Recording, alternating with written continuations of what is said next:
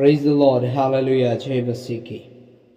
आज हम लोग परमेश्वर का वचन को देखेंगे और प्रार्थना करेंगे कि आखिर हमारे जीवन में परमेश्वर के आशीष, परमेश्वर के अनुग्रह कैसे आते हैं। हालेलुया।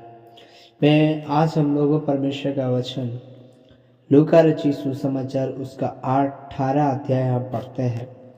उसका 8 आयत में ऐसा लिखा है, मैं तुमसे कहता हूँ कि वह तुरंत उसका न्याय चुकाएगा। तो भी मनुष्य का पुत्र जब आएगा तो क्या वह पृथ्वी पर विश्वास पाएगा। ये विश्वास पाने के बाद किसके बारे में बोल रहे हैं? आमीन। जो इस संसार में प्रभु यीशु मसीह के ऊपर विश्वास करके अपना जीवन पूर्ण रूप से परमेश्वर के लिए दे दिए हैं। मेरे प्रिय, आज हर एक व्यक्ति अपने जीवन में ये चाहता है कि हमें खुशी मिले, शांति मिले, आनंद मिले और हमारे परिवार में सुख चैन हो और हमारे घर में किसी भी प्रकार का क्लेश और कष्ट ना हो। लेकिन आज हम आपको बताने के लिए चाहते हैं, हम जिस तरह दुनिया की हालात, दुनिया की परिस्थिति हम देख रहे हैं, इस संसार में किसी के पास शांति, किसी के पास आनंद, किसी के पास छुटकारा नहीं है, किसी भी प्रकार शांति नहीं है। अगर सच में हमारे जीवन में शांति चाहिए, अगर सच में हमारे जीवन में आशीष चाहिए, तो मैं आपसे एक बात कहने के लिए चाहता हूँ, हमारा जीवन को पूर्ण रीति से परमेश्वर के लिए दे दें, पूर्ण रीति से परमेश्वर के हाथ में देंगे। क्योंकि यहाँ 18 अध्याय का 1 से लेकर जब 8 तक पढ़ते हैं तो वहाँ एक असहाय विधवा के बारे में, जिसका कोई मदद करने वाला नहीं है, कोई उसको सहायता करने वाली नहीं है, लेकिन वो अपना जीवन का भरोसा, अपना जीवन का आसरा विधवा को उस शहर का राजा के ऊपर भरोसा है कि ये जो राजा है ये मेरा क्या करेगा, न्याय चुकाएगा।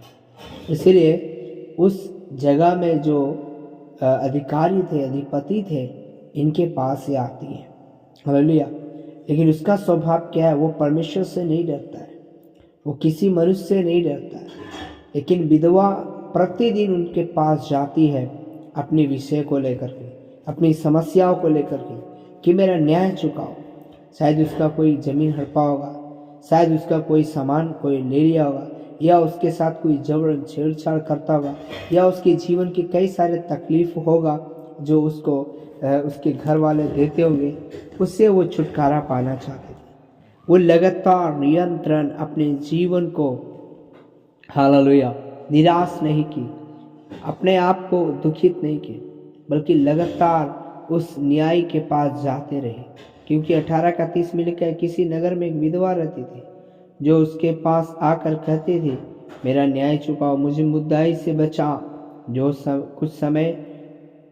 कुछ समय तक तो वह ना मानी, परंतु अंत में विचार कर कहा, यद्यपि मैं ना परमेश्वर से डरता हूँ, ना मनुष्य से कुछ परवाह करता हूँ, तो भी वह विधवा मुझे सताती रहती है, इसलिए मैं उसका न्याय चुकाऊंगा। कहीं ऐसा ना हो कि घड़ी घड़ी आकर अंत को मेरी नाक में धम करे। प्रभु ने कहा, सुनो, क्या अधर्मी न्याय क्या कहता है। इसीलिए क्या परमेश्वर अपने चुने हुओं का न्याय ना चुकाएगा, जो रात और दिन उसकी दुहाई देते हैं? क्या वह उसके विषय में देर करेगा? देखिए मेरे प्रियो, आपके जीवन में परमेश्वर देरी नहीं करेंगे। आपका जो भी विषय है, आपका जो भी परेशानी है, आपका जो भी क्लेश है, आपका जो भी संकट है, आपका जो भी जीवन में तकलीफ है, आज परमेश्वर दूर करेंगे। आज परमेश्वर पे यकीन करिए, आज परमेश्वर पे भरोसा करिए, क्योंकि आज परमेश्वर आपके विषय में देरी नहीं करेंगे। इसलिए अपने जीवन को परमेश्वर की ओर मोड़िए, अपने जीवन को परमेश्वर की तरफ दे दीजिए और परमेश्वर की उपस्थिति में बैठ के परमेश्वर से प्रार्थना करके कहिए, परमेश्वर मेरे जीवन से आप बातचीत कर, परमेश्वर मेरे जीवन में आशीष दे।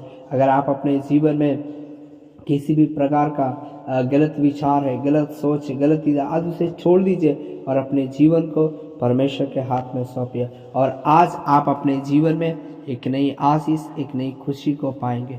मेरे बहन, मेरे भाई, मेरे प्रिय नौजवानों, जितने लोग इस संदेश को सुन रहे हैं, आज यीशु आपके जीवन में आशीष देंगे। मैं ये घोषणा करता हूँ, परमेश्वर ही है जो आपके जीवन में आशीष देंगे। Praise the Lord, God bless you. परमेश्वर आपको आशीष दे। प्रभु जी इस मैसेज को सुनने वाले